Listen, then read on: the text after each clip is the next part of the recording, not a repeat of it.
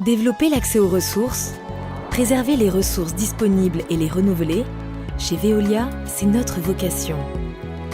Chaque jour, nous collectons et nous traitons les eaux usées pour pouvoir réutiliser ou restituer au milieu naturel une eau dépolluée.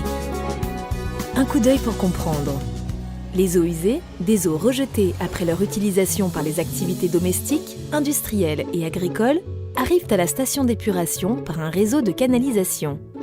Un premier traitement, dit primaire, permet d'éliminer les matières en suspension dans l'eau. Les déchets les plus importants sont retenus par des grilles et des tamis. Ils sont ensuite évacués.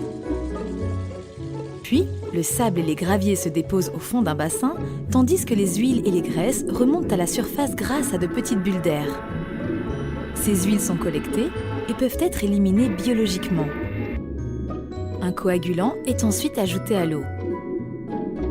Progressivement, les matières résiduelles se collent entre elles pour former des grumeaux appelés flocs.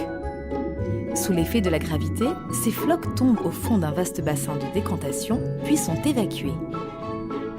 À la surface, un réseau de goulottes recueille en continu une eau clarifiée. Cette eau fait ensuite l'objet d'un traitement secondaire qui concerne les matières dissoutes, telles que les matières organiques. Ces matières sont digérées par des bactéries dans des bassins remplis de billes de polystyrène sur lesquelles ces bactéries se fixent.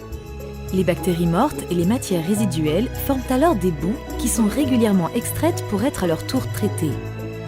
Après chaque étape de traitement, l'eau est analysée. Une fois débarrassée des éléments qui la polluaient, elle peut alors être rejetée dans le milieu naturel ou réutilisée pour tous les besoins des villes et des industries.